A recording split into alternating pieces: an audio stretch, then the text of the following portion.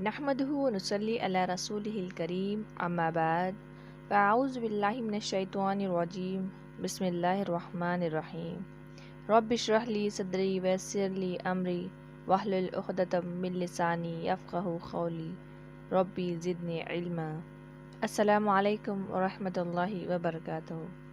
آج کا ہمارا عنوان ہے حج کے بارے میں، جو ہم حج کی فرضیت، حج اور عمرے کی فضیلت اور حج کی اہمیت، ان تینوں کے بارے میں آج اس بیان میں ہم بتائیں گے۔ ایک ایک کر کے میں اس کے بارے میں آپ کو بتاؤں گی۔ پہلے ہم شروع کرتے ہیں حج کی فرضیت کے بارے میں۔ حج اسلام کی بنیادی ارکان میں سے ایک رکن ہے۔ حضرت عبداللہ بن عمر رضی اللہ تعالیٰ عنہ کہتے ہیں کہ رسول اللہ صلی اللہ علیہ وسلم نے فرمایا، اسلام کی بنیاد 5 چیزوں پر ہے۔ پہلا، کلمہ شہادت، اشہد اللہ الہ الا اللہ و اشہد ان محمدًا عبدہ و رسولہ۔ دوسرا، نماز قائم کرنا۔ تیسرا، زکوٰۃ ادا کرنا۔ چوتھا، حج۔ اور پانچواں، رمضان کے روزے رکھنا۔ اسے بخاری نے روایت کیا ہے۔ حج ایک فرض عبادت ہے۔ حج ساری زندگی میں صرف ایک بار فرض ہے۔ حضرت ابو ہریرہ رضی اللہ تعالیٰ عنہ سے روایت ہے کہ رسول اللہ صلی اللہ علیہ وسلم نے ہم کو خطبہ دیا اور فرمایا، لوگوں، تم پر حج فرض کیا گیا ہے، لہٰذا تم حج کرو۔ ایک آدمی نے پوچھا، یا رسول اللہ صلی اللہ علیہ وسلم، کیا ہر سال حج کریں؟ رسول اللہ صلی اللہ علیہ وسلم خاموش رہے، حتیٰ کہ صحابی نے 3 مرتبہ یہی سوال کیا۔ تب آپ صلی اللہ علیہ وسلم نے فرمایا، اگر میں ہاں کہہ دیتا تو تم پر ہر سال حج کرنا فرض ہو جاتا اور تم یہ نہ کر سکتے۔ پھر فرمایا، جو چیز میں تم کو بتانا چھوڑ دوں، اس بارے میں تم بھی مجھ سے سوال نہ کیا کرو۔ تم سے پہلے لوگ اپنے انبیاء سے زیادہ سوال کرنے اور ان سے اختلاف کرنے کی وجہ سے ہی ہلاک ہوئے، لہٰذا جب میں تمہیں کسی بات کا حکم دوں تو حسب استطاعت اس پر عمل کرو، اور جب کسی چیز سے منع کروں تو رک جاؤ، یعنی کہ سوال جواب مت کیا کرو۔ اسے مسلم نے روایت کی ہے۔ حج مبرور ادا کرنے والا جنتی ہے۔ حضرت ابو ہریرہ رضی اللہ تعالیٰ عنہ سے روایت ہے کہ رسول اللہ صلی اللہ علیہ وسلم نے فرمایا، عمرہ ان تمام گناہوں کا کفارہ ہے جو موجودہ اور گزشتہ عمرہ کے درمیان سرزد ہوئے ہوں، اور حج مبرور کا بدلہ تو جنت ہی ہے۔ مبرور لفظ بر سے نکلا ہے، جس کا مطلب ہے نیکی، اور حج مبرور کا مطلب ایسا حج ہے جس میں صرف نیکی ہو۔ اسلام میں داخل ہونا گزشتہ تمام گناہوں کو مٹا دیتا ہے۔ ہجرت گزشتہ تمام گناہوں کو مٹا دیتی ہے، اور حج گزشتہ تمام گناہوں کو مٹا دیتا ہے۔ اسے مسلم نے روایت کیا ہے۔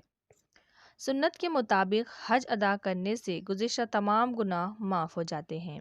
حضرت ابو ہریرہ رضی اللہ تعالیٰ عنہ کہتے ہیں، میں نے نبی اکرم صلی اللہ علیہ وسلم کو یہ فرماتے ہوئے سنا ہے، جس نے اللہ تعالیٰ کی رضا کے لیے حج کیا اور اس دوران کوئی بیہودہ بات یا گناہ نہ کیا، وہ حج کر کے اس دن کی طرح، یعنی کہ گناہوں سے پاک لوٹے گا جس طرح اس کی ماں نے اسے گناہوں سے پاک جنا تھا۔ اسے بخاری نے روایت کیا ہے۔ پے در پے حج اور عمرہ محتاجی اور فقر دور کرتے ہیں۔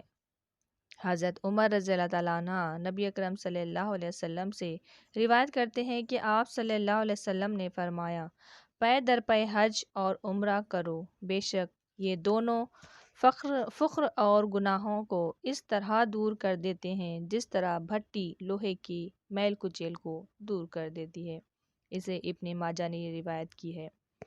ایمان باللہ اور جہاد کے بعد سب سے افضل عمل حج ہے۔ حضرت ابو ہریرہ رضی اللہ تعالیٰ عنہ کہتے ہیں کہ نبی اکرم صلی اللہ علیہ وسلم سے سوال کیا گیا، کون سا عمل سب سے افضل عمل ہے؟ تو آپ صلی اللہ علیہ وسلم نے فرمایا، اللہ اور اس کے رسول پر ایمان لانا، جہاد کرنا اور حج مبرور کرنا ہے۔ خواتین، بوڑھے اور کمزور لوگوں کو حج کا ثواب جہاد کے برابر ملتا ہے۔ ایسا جہاد کر جس میں تکلیف نہیں ہے، یعنی حج۔ عمدہ ترین جہاد حج مبرور ہے، اسے بخاری نے روایت کیا ہے۔ عورتوں کا جہاد حج ہے۔ غازی فی سبیل اللہ، حاجی اور عمرہ ادا کرنے والے اللہ تعالیٰ کے مہمان ہیں۔ اللہ تعالیٰ نے ان کو بلایا اور انہوں نے حکم کی تعمیل کی، پھر انہوں نے اللہ سے مانگا اور اللہ نے ان کو عطا فرمایا۔ رمضان میں عمرہ ادا کرنے کا ثواب حج کے برابر ہے۔ حضرت موقل رضی اللہ عنہا کہتی ہیں کہ جب رسول اللہ صلی اللہ علیہ وسلم نے حج کیا تو ہمارے پاس ایک اونٹ تھا جسے ابو موقل رضی اللہ عنہ نے اللہ تعالیٰ کی راہ میں دے دیا۔ اسی دوران ہمیں بیماری نے آ لیا اور ابو موقل رضی اللہ عنہ فوت ہو گئے اور رسول اکرم صلی اللہ علیہ وسلم حج کے لیے روانہ ہو گئے۔ جب آپ صلی اللہ علیہ وسلم حج سے فارغ ہوئے اور واپس مدینہ تشریف لائے تو میں حاضر خدمت ہوئی۔ آپ صلی اللہ علیہ وسلم نے فرمایا، اے موقل، تو ہمارے ساتھ حج پر کیوں نہیں گئی؟ موقل صلی اللہ علیہ وسلم نے عرض کیا، ہم نے تیاری کی تھی لیکن ابو موقل فوت ہو گئے اور ہمارے پاس ایک ہی اونٹ تھا جس پر ہم حج کیا کرتے تھے، جسے ابو موقل رضی اللہ عنہ نے اللہ کی راہ میں دینے کی وصیت کر دی تھی۔ آپ صلی اللہ علیہ وسلم نے فرمایا، تو اس پر کیوں نہ نکل پڑی؟ حج بھی تو فی سبیل اللہ میں داخل ہے۔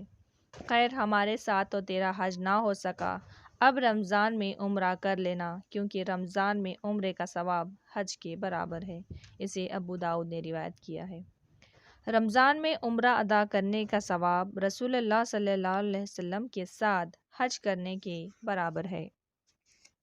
حضرت عبداللہ بن عباس رضی اللہ عنہ سے روایت ہے کہ جب رسول اللہ صلی اللہ علیہ وسلم نے حج کا ارادہ فرمایا تو ایک عورت نے اپنے خاوند سے کہا، مجھے بھی رسول اکرم صلی اللہ علیہ وسلم کے ساتھ حج کرا دے۔ اس نے کہا، میرے پاس کوئی سواری نہیں جس پر تجھے حج کرواؤں۔ عورت نے کہا، اپنے فلاں اونٹ پر۔ خاوند نے کہا، وہ تو اللہ کی راہ میں دے چکا ہے۔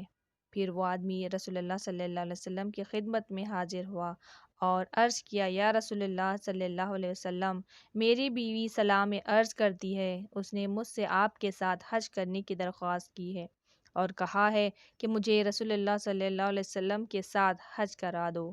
میں نے کہا کہ میرے پاس سواری نہیں ہے جس پر تجھے حج کراؤں۔ تو اس نے کہا، اپنے فلاں اونٹ پر حج کروا۔ میں نے بیوی سے کہا کہ وہ تو اللہ کی راہ میں دے چکا ہے۔ رسول اللہ صلی اللہ علیہ وسلم نے ارشاد فرمایا، اگر تو اسی اونٹ پر حج کرا دیتا تو وہ عمل بھی فی سبیل اللہ ہوتا۔ اس آدمی نے عرض کیا کہ میری بیوی نے مجھے آپ صلی اللہ علیہ وسلم سے یہ بات پوچھنے کے لیے کہا ہے، کون سا عمل آپ صلی اللہ علیہ وسلم کے ساتھ حج کرنے کے برابر ہے؟ رسول اللہ صلی اللہ علیہ وسلم نے فرمایا، اس عورت کو میرا سلام کہنا اور بتانا کہ رمضان میں عمرہ کرنا میرے ساتھ حج کرنے کے برابر ہے۔ اسے ابو داؤد نے روایت کیا ہے۔ حاجی یا متعمر اگر حج یا عمرہ ادا کرنے سے پہلے راستے میں ہی فوت ہو جائے تب بھی اسے حج یا عمرے کا پورا ثواب ملتا ہے۔ یعنی کہ جو شخص حج یا عمرہ یا جہاد کے ارادے سے نکلے اور اسے راستے میں ہی موت آ جائے تو اللہ تعالیٰ اسے غازی، حاجی یا عمرہ کرنے والے کا ثواب عطا فرماتا ہے۔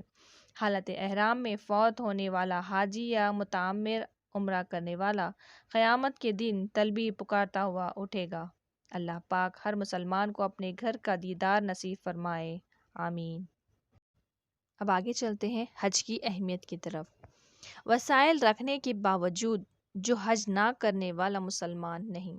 حضرت عمر خطاب رضی اللہ عنہ کہتے ہیں کہ میں نے ارادہ کیا کچھ آدمیوں کو شہروں میں بھیجوں اور وہ تحقیق کریں کہ جن لوگوں کو حج کی طاقت ہے اور انہوں نے حج نہیں کیا ان پر جزیہ مقرر کر دیں۔ ایسے لوگ مسلمان نہیں ہیں، ایسے لوگ مسلمان نہیں ہیں۔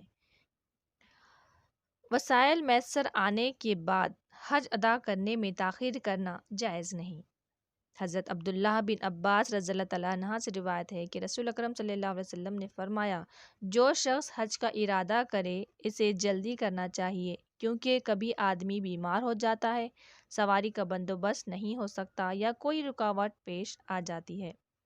حضرت عبداللہ بن عباس رضی اللہ عنہ نبی کریم صلی اللہ علیہ وسلم سے روایت کرتے ہیں کہ آپ صلی اللہ علیہ وسلم نے فرمایا، فریضہ حج ادا کرنے کے لیے جلدی کرو کیونکہ کسی کو معلوم نہیں کہ اسے کیا عذر پیش آ جائے۔ اسے احمد نے روایت کیا ہے، مرنے والے پر حج فرض ہو تو اس کے ورثاء کو میت کی طرف سے حج ادا کرنا چاہیے۔